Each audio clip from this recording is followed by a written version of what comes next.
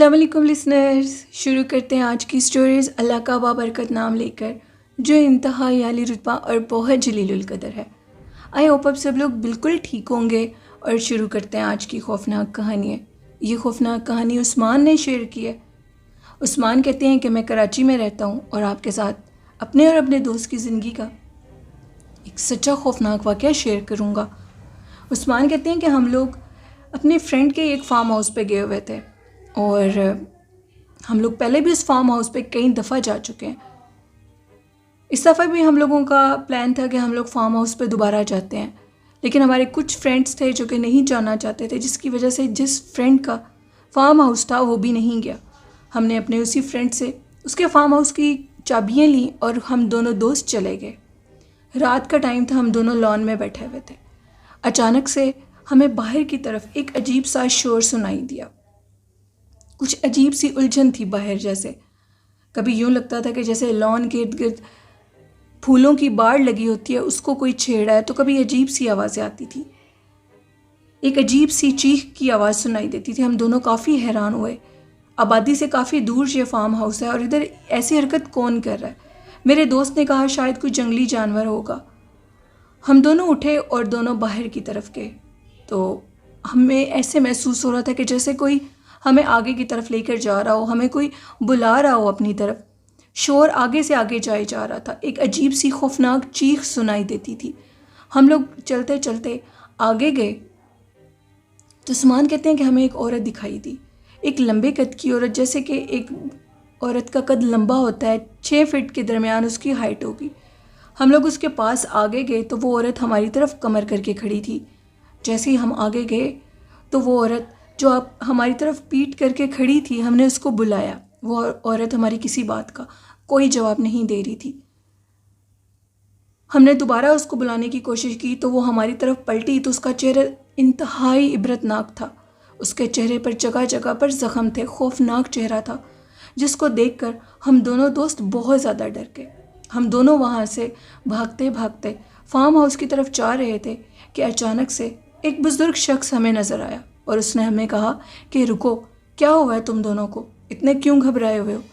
हम दोनों बहुत ज़्यादा खौफ में थे कि कहीं वो खौफनाक औरत हमें कोई नुकसान ना दे दे। बिल्कुल सुनसान बेयाबान वो जगह, अचानक से उस बुज़ुर्ग का नज़र आ जाना हमारे लिए किसी मोजज़े से कम नहीं था।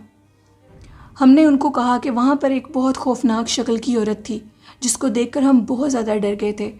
वो बुज़ुर्ग शख्स उस तरफ इशारा ही कर रहा था तो अचानक से हमने देखा कि उसकी शक्ल बदल चुकी थी। ये वही खौफनाक औरत थी जो कि बुज़ुर्ग के रूप में हमें दोबारा डराने के लिए आई थी। हम दोनों दोस्त वहाँ से भागते भागते फार्म हाउस की तरफ चले गए।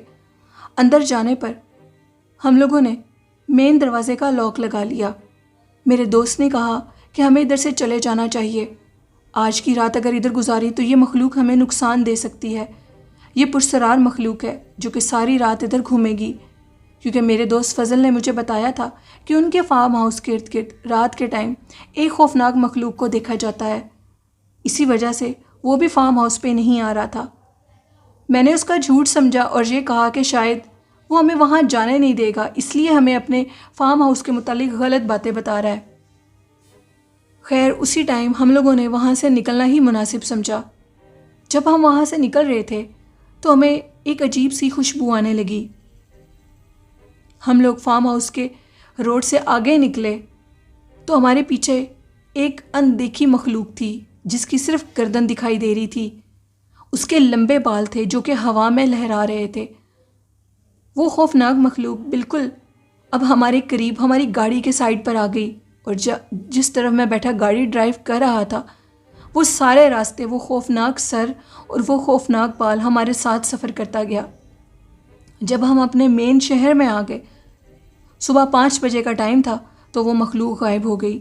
उस्मान कहते हैं कि ये बिल्कुल सच्चा वाक़या है। आजकल के लोग ये समझते हैं कि जिन्नात अगर हैं भी तो अपना आप नहीं दिखाते, लेकिन मेरे फ्रेंड का जो फार्म हाउस था वो बहुत पुरसरार और बेयाबान जगह पर था। दैट्स वाई हम लोग अकेले थे और उधर उनका कोई गार्ड वगैरह भी नहीं था, वो भी चले गए थे।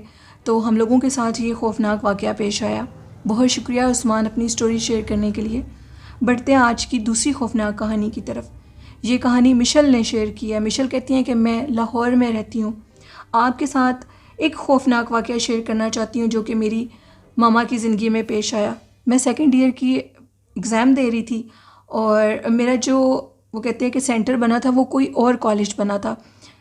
मशहूर है कि जिस जगह पर मेरा सेंटर बना था वो कॉलेज बहुत बड़ा था।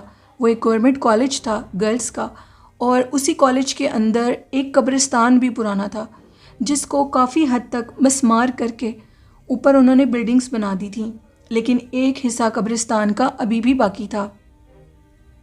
वो कहती हैं कि जिस दिन मेरा एग्ज़ाम थे और मेरे साथ मेरी बाकी फ्रेंड्स भी थी, उनका भी वही सेंटर बना था, उनकी भी जो साथ उनकी बहनें और उनकी अम्मी वगैरह आई हुई थी, मेरी मामा भी साथ ही थी।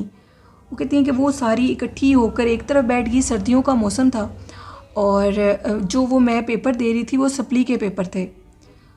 वो कहती हैं कि वो सारी बाहर बैठी हुई थी, हम लोग अंदर पेपर दे रहे थे। मौसम बहुत ज़्यादा ख़राब था, बादल थे उस दिन। वो लोग खुली यानी आसमान के नीचे खुली जगह पर ही बैठी हुई थी अंदर, क्योंकि सारा कॉलेज तो बंद था क्योंकि सप्ली के पेपर थे और वो छुट्टी का टाइम था। हम लोग जब पेपर देखकर बाहर आई तो जो हमारी बुज़ुर्ग ख़वातीन थी, मेरी मम्मा भी और बाकी जो औरतें उधर बैठी थी, उनके मुताबिक वो काफ़ी घबराई हुई थी। वो कहती हैं कि जब तुम लोग चले गए हो पेपर देने के लिए तो अचानक से कब्रिस्तान वाली साइड से एक औरत की रोने की आवाज़ सुनाई दी। वो औरत बहुत शिद्दत से और बहुत दर्द में रो रही थी। साथ बैठी हुई बाकी ख़वातीन ने कहा कि हमें जाकर देखना चाहिए, लेकिन मेरी मामा ने कहा कि सारा कॉलेज खाली है, अगर हम लोग जाएंगे तो शायद कोई हादसा पेश आ जाए। मेरी जो मामा है वो बहुत रूहानियत रखती हैं। उन्होंने बाकी ख़वातीन से ये कहा कि अगर हम लोग उधर जाएंगे तो ये कोई और भी मखलूक हो सकती है, क्योंकि रोने की आवाज़ कब्रिस्तान की तरफ से आ रही है। बाकी ख़वातीन ने ये कहा कि ये जो भी मतलब बात कर रही हैं ये बिल्कुल ठीक कर रही हैं, क्योंकि मेरे 3 पेपर्स थे, क्योंकि मेरे जो पेपर्स के दिन थे मेरी मम्मा बाहर बैठी तस्बीह पढ़ती रहती थी और बाकी ख़वातीन उनके इर्द गिर्द बैठी होती थी, उनसे वज़ाइफ पूछती थी, क्योंकि मेरी मम्मा बहुत ज़्यादा वज़ाइफ और दुरूद शरीफ पर यकीन रखती हैं। तो उन्होंने ये कहा कि अगर हम लोग अंदर जाएंगे कब्रिस्तान वाली साइड पे तो वो औरत हमें नुकसान देगी, क्योंकि ये एक गैर मरी मखलूक है। क्योंकि बिल्कुल कॉलेज सुनसान है, इर्द गिर्द कोई भी नहीं है, चंद गार्ड जो कि बिल्कुल मेन दरवाजे पर थे काफ़ी दूर थे।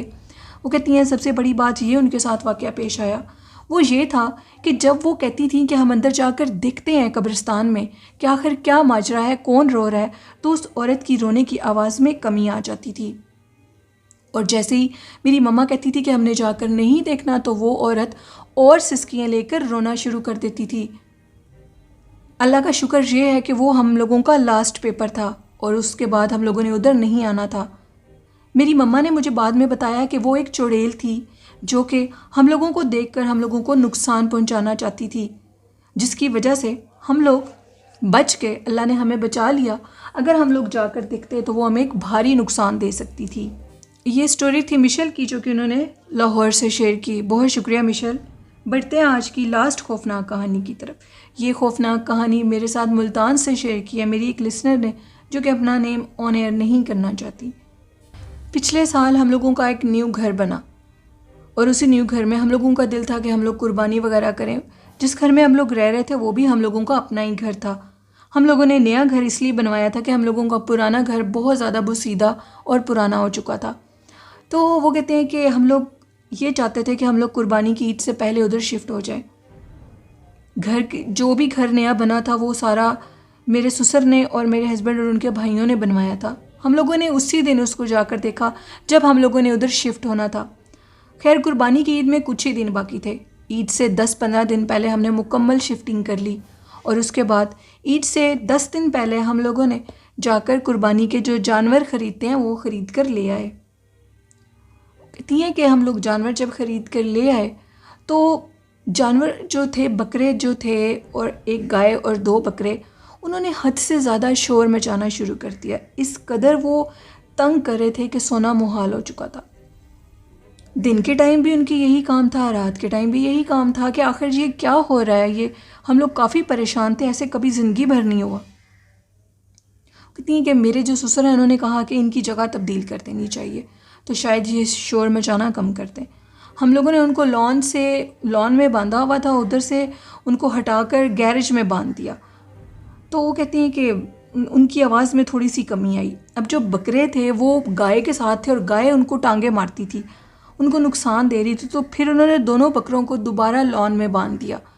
अब गाय तो बिल्कुल आराम से थी, लेकिन रात को बकरे इस तरह बोलते थे कि जैसे उनको कोई ज़िबा कर रहा हो। काफ़ी ज़्यादा हम लोग हैरान हुए, इतने कि आप सोच भी नहीं सकते।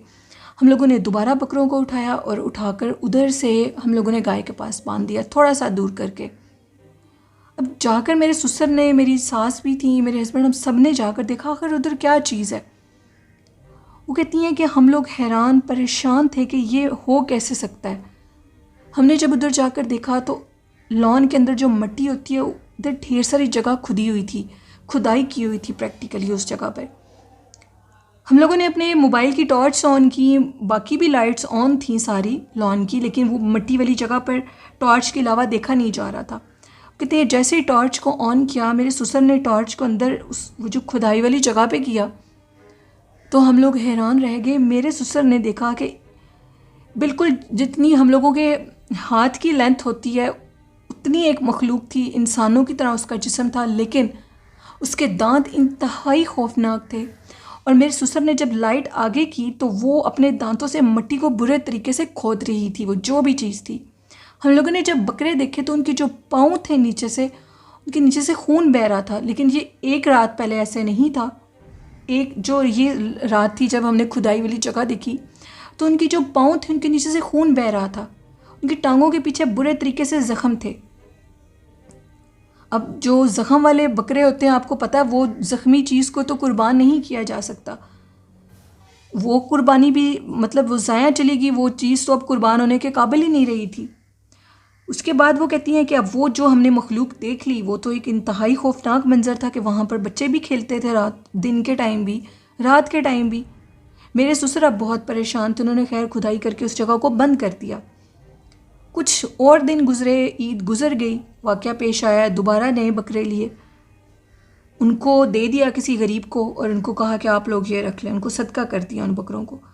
वो कहते हैं कि कुछ दिन गुजरे तो दोबारा उसी जगह पर खुदाई हुई थी और मिट्टी बाहर निकली हुई थी।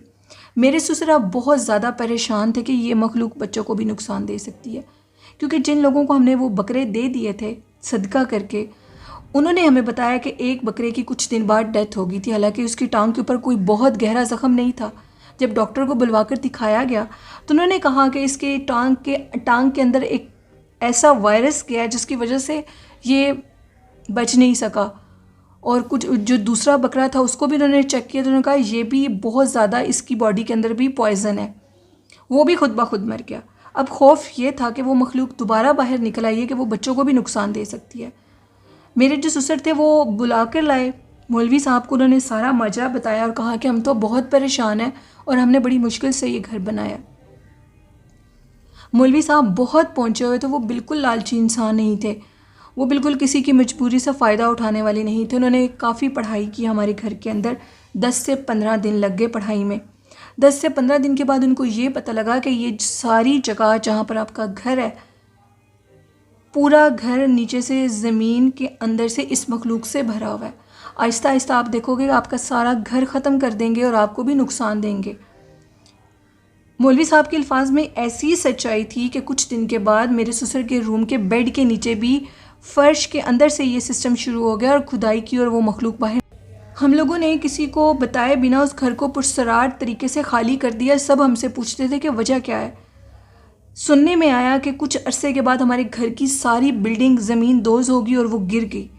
आज भी हम लोगों का वो घर एक सुनसान और एक अजीबो गरीब खौफनाक मंज़र पेश करता है, जो कि बंद है बिल्कुल, और उसके आगे सिर्फ एक गेट ही लगा हुआ है, बाकी दीवारें वगैरह गिर गई हैं सारी। कैसे गिरी हैं, वो क्या मखलूक थी, ये हमारे सिवा कोई नहीं जानता।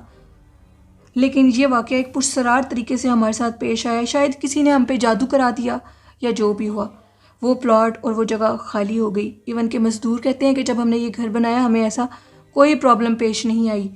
कुछ अरसे बाद ये भी पता लगा कि किसी ने हसद में आकर हम पे काला जादू करा दिया था। ये एक स्टोरी थी मेरी लिसनर की जिन्होंने मुल्तान से शेयर की। बहुत शुक्रिया आपका। तो ये थी आज की खौफनाक कहानियाँ लिसनर्स। कैसी लगी आपको, अपना फीडबैक ज़रूर दीजिएगा और मेरे इस चैनल को भी सपोर्ट करें और हॉरर नॉवल ऑफिशियल को भी सपोर्ट करें। वालिदैन जैसी खूबसूरत नेमत की बहुत कदर करें, उनसे मोहब्बत करें। नमाज, दुरूद शरीफ और कुरान पाक को ज़िंदगी का हिस्सा बना लें तो कामयाबियाँ आपके कदम ज़रूर चूमेंगी। इसी के साथ अपनी होस्ट नीलम यासीन को इजाज़त दीजिए। दुआओं में याद रखिएगा। अल्लाह हाफ़िज़। अल्लाह निगहबान।